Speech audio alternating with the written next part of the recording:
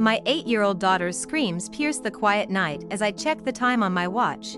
It reads 10:12 p.m. Anxious, I make my way to her bedroom and push the door open, flicking on the light switch. There she is, sitting up in bed, tears streaming down her face. I rush to her side, embracing her tightly as I try to calm her, but her distress seems unending. I keep swaying her gently back and forth until she finally calms down enough to speak. With a soothing tone, I assured her she was safe and that I would protect her. With a soothing tone, I assured her she was safe and that I would protect her. It's okay, I'm here. Through her sobs, she manages to say, "It's Mr. Chickenhead Man. He's in the room with us." I hold her even closer and say, "Sweetie, there's no such thing as Mr. Chickenhead Man. It was just a dream." She looked at me with wide, frightened eyes, "But Daddy, he was real." I saw him standing at the foot of my bed, staring at me with his big, round eyes. I furrowed my brow, trying to understand her fear. "Honey, sometimes our minds play tricks on us when we're half asleep. There's no monster here, it's just your imagination." She clung to me, still trembling. "Promise you won't leave, Daddy." I hugged her tighter, reassuring her, "I promise, sweetheart. I won't leave you alone. Now, let's try to get some sleep. Tomorrow is a new day, and there's no room for scary dreams." I continue to sway gently with my daughter until her crying stops, and then I carefully tuck her back under her covers. Taking a seat in the chair by her bedside, I watch over her until she falls asleep once more.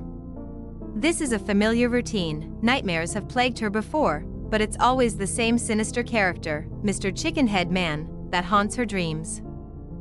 From her descriptions, he's a figure in a dark suit, black vest, black shirt, and a red tie. Black leather shoes and gloves completed his attire, and he carries a pocket watch adorned with a gleaming silver chain fastened to his vest pocket. Of course, the most unsettling detail is his head, a peculiar fusion of a chicken's head and a man's body. She's unsure whether it's a mask concealing a human face or a real chicken's head. The bizarre Mr. Chickenhead Man saga started back years ago when our youngest daughter, Elsa, was just 5 years old and started pilfering cookies from the kitchen. Like most mischievous youngsters caught in the act, she invented an elaborate excuse, and that's when this peculiar, eerie character first entered our lives. "It wasn't me, Mr. Chickenhead Man took the cookies," Elsa exclaimed, her eyes wide with a mixture of innocence and alarm. Baffled by this unexpected turn of events, I inquired, "What do you mean by Mr. Chickenhead Man?"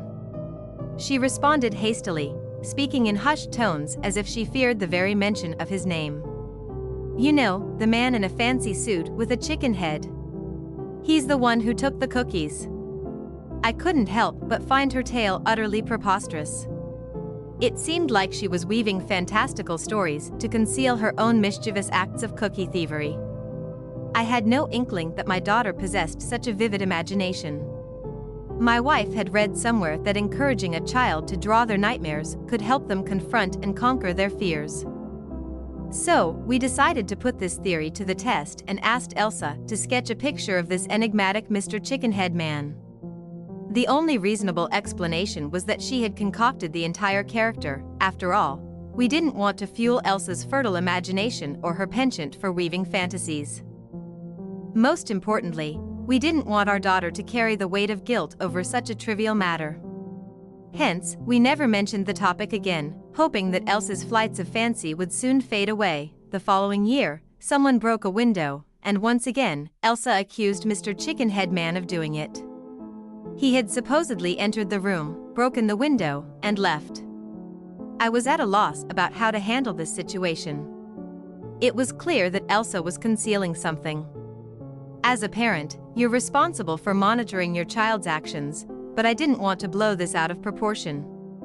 Many kids outgrow imaginary companions after a few years, and I didn't want to stifle her creativity either. During our visit to my mother the following week, we decided to share our concerns about Elsa's recent troubles. "She keeps blaming it on this imaginary character named Mr. Chickenhead Man," I explained. "I don't want to stifle her creativity, but I also don't want her resorting to lies to avoid responsibility." My mother pondered this for a moment before responding. A child's imagination is a potent force. Did you know there are things, like demons, entities, spirits, or whatever you want to call them, that exist beyond our material world? When someone invests enough fear or belief in them, they can cross over and take on a physical form, even interact with our reality. When that happens, it can be quite dangerous. Are you suggesting that Mr. Chickenhead Man might be real? I asked, intrigued and somewhat unsettled. No, but I'm not ruling it out either, my mother replied. The power of the human mind is an incredible force. It's one of the universe's creative engines. What a child envisions can become real to them. I'm not passing judgment on whether it's good or bad, it simply is. So, when Elsa insists Mr. Chickenhead Man is real, it's because she believes he is. If you nurture her imagination, it will flourish. If you discourage it, Mr. Chickenhead Man might fade away. I think Elsa made him up, I countered. I don't want to give her an excuse for misbehavior. We need to give her the opportunity to learn self-control. If we don't, we're only teaching her to lie. And that's not what we want. We want her to be honest and truthful. If she learns to lie, she'll become like so many others in the world, my mother wisely advised. The conversation with my mother left me with a mix of thoughts and emotions. The idea that Elsa's vivid imagination could somehow manifest into a tangible presence was both intriguing and unsettling. Balancing encouragement for her creativity with the need for honesty and responsibility became a delicate task. As the school year began, Elsa's behavior took a troubling turn. They summoned her to the principal's office for placing nails at the bottom of the slide where other children were playing. This dangerous act resulted in her suspension for 10 days, and throughout that entire time, she persisted in blaming Mr. Chickenhead Man. Strangely, incidents like this became more frequent. Whenever questioned, she consistently insisted that he had just been in the room or was in the process of leaving when someone entered. It felt as though she was constantly getting into trouble, from fights to damaging property or stealing things. These occurrences became a weekly ordeal. When Elsa entered the 3rd grade, we decided to move to a different town, hoping that a new school would provide a fresh start. Initially, it seemed to work. Elsa transformed into a model student for the first few months. However, her old behavior slowly began resurfacing. She broke into the teacher's cabinet and stole items, which resulted in her being placed on permanent in-school suspension. Perplexed and concerned, we confronted her about her actions, and once again, she attributed it all to Mr. Chickenhead Man. When Elsa turned 9, we made an unsettling discovery. While she was at school, my wife decided to clean her room. During this process, she reached under the bed and found an old shoebox. Upon opening it, she was met with sheer terror. The box contained a gruesome sight. It was filled with dead birds, each of them decapitated and with their small eyes gouged out. Shocked and horrified, my wife showed me the box when I returned home from work. When we confronted Elsa about this horrifying find, she once again attributed it all to Mr. Chickenhead Man. It became clear that something more profound was at play, so we decided to seek therapy for her. 2 years later, when Elsa was 11, a devastating incident occurred. Our house caught fire, and the authorities determined it was a case of arson. Once again, Elsa found herself facing police questioning, and her response remained consistent. She pointed the blame at Mr. Chickenhead Man, uttering, "It was Mr. Chickenhead Man." Elsa's persistent claims about Mr. Chickenhead Man frustrated those around her who didn't believe her. They considered her a suspect in some of these incidents and subsequently sentenced her to therapy by the courts. During the session, Elsa continued to insist that Mr. Chickenhead Man was real and responsible for her actions. The psychologist, with a calm and patient demeanor, delved into Elsa's world. Attempting to understand the source of her beliefs, the psychologist recommended ongoing therapy to help Elsa navigate and express her emotions more constructively. As parents, we embraced the guidance, hoping that through understanding and support, Elsa could find healthier ways to cope with the challenges she faced. Her adolescent troubles eventually became forgotten, and everyone involved moved on with their lives. But for Elsa, these events continued to haunt her, and she steadfastly maintained that Mr. Chickenhead Man was to blame. At the age of 12, Elsa's actions took a dangerous turn when she tampered with the brakes on a classmate's bike. Fortunately, the classmate suffered only minor cuts and bruises. The police were called, and Elsa was arrested once more. However, this time, when they questioned her, Elsa was so deeply traumatized that she couldn't even recall the details of what had happened. Authorities attributed this memory loss to the previous fire incident and the therapy she had undergone, suggesting that it might be a side effect of the treatment. Elsa's life was becoming increasingly enigmatic and concerning, leaving us all searching for answers to the bizarre events that continued to unfold around her. Elsa's ongoing struggles at school, combined with her unwavering insistence on blaming Mr. Chickenhead Man, led to a new series of therapy sessions. By the time she reached the age of 14, our patience had worn thin. It felt like our daughter was in constant trouble, engaging in fights, stealing, and being dishonest. The therapeutic interventions seemed to offer only temporary relief, and we grappled with the complexity of Elsa's situation. Her belief in Mr. Chickenhead Man persisted, overshadowing any progress made in therapy. The once hopeful prospect of a brighter future for Elsa now seemed shrouded in uncertainty. When she turned 15, we decided to move back to our old neighborhood, hoping that returning to familiar surroundings might bring about positive change. Initially, the shift seemed to work. Elsa behaved like an average 15-year-old and seemed to adjust well. However, she still felt like an outsider among her peers. Elsa, who had always been talkative, used to share every detail of her day with us, including hurtful comments from her classmates. Over time, though, she began reverting to her previous problematic behavior. My wife came up with an idea to help Elsa integrate better. She was friends with the mother of one of Elsa's classmates and arranged a sleepover with a few teenage girls from her class. The hope was that making new friends might help Elsa calm her rebellious nature.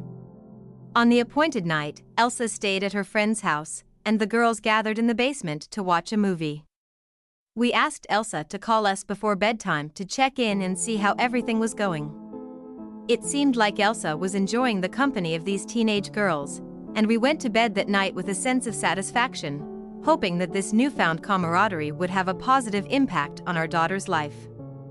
The sound of pounding on our front door jolted me awake, and I checked the clock. It read 1:47 a.m. With my wife behind me, I hurried to the door and peered through the peephole. It was Elsa, and she appeared utterly terrified. I swiftly opened the door, and she rushed into my arms while my wife closed the door behind her. He killed them all, Elsa exclaimed frantically. Who? I inquired as we held her close. Who killed who? It was Mr. Chickenhead Man, Elsa sobbed, burying her head in my chest. He killed all the girls there, and now he's coming for me. What? I asked as we made our way to the couch and sat down. The girls are dead? Yes, Daddy, maybe even Nancy's mom. She was upstairs when Mr. Chickenhead Man came. Elsa cried. When did this happen? I pressed for details. It was only about an hour ago. We were in the basement watching the movie when the door opened, Elsa explained, her terror palpable. He killed them all. Elsa, please, stop it. Mr. Chickenhead Man is not real, I asserted firmly. But he is, Daddy. If you go in there, you will die, just like all the girls. Elsa screamed, breaking free from my embrace and falling back onto the couch. As we turned to look at the picture window, a chilling sight met us. A man dressed in a black suit with a red tie, sporting a chicken head, was standing there peering in. A man dressed in a black suit with a red tie, sporting a chicken head, stood there peering in. In his right hand, he held a bloody knife. Our hearts raced as he gazed at us and began to leisurely approach the front door. Fear consumed us as the man with the grotesque appearance continued to move closer to the front door. The room felt heavy, and Elsa's words, once mere conversation, now turned into a chilling reality. leaving us in disbelief mixed with terror. Upon reaching the doorstep, the man raised a bloody knife, its metallic gleam sending shivers down our spines in the moonlit night. Panic ensued, and I fumbled for the phone, desperately dialing the emergency number. The dispatcher's voice on the line became our lifeline as I conveyed the unimaginable events unfolding in our home. Elsa, still huddled on the couch, continued to scream, her terror escalating with each passing moment. My wife and I, paralyzed by fear and confusion, grappled with the instinct to shield our daughter while realizing the threat at the door surpassed any rational understanding. Emergency. What is your emergency? Came the voice from the phone. We need the police. I need you to stay calm. Help is on the way, the dispatcher assured. Can you describe the situation? Is anyone injured? There's a man with a chicken head outside our door. He had a knife. My daughter says he killed everyone at the sleepover. We need help. I understand. The police are on their way. Make sure all doors and windows are locked. Stay where you are. The man with the chicken head pressed his grotesque face against the window, his eyes fixated on us with an unsettling intensity. The seconds felt like an eternity as we awaited the police. Questions swirled in my mind. Was this a horrifying manifestation of Elsa's nightmares, or had something truly otherworldly invaded our reality? He is looking in the window, I whispered, the words catching in my throat. Do you have any weapons? The dispatcher inquired, her tone carrying a mix of concern and urgency. No, I replied, the vulnerability of our situation sinking in. Try to stay calm, the police are just minutes away. The sound of approaching sirens grew louder, and the chicken-headed man outside seemed to sense the impending intervention. With a sinister grin, he stepped back, disappearing into the shadows. The relief of the moment was tinged with lingering fear, knowing that the enigma of Mr. Chickenhead Man had just materialized before our eyes.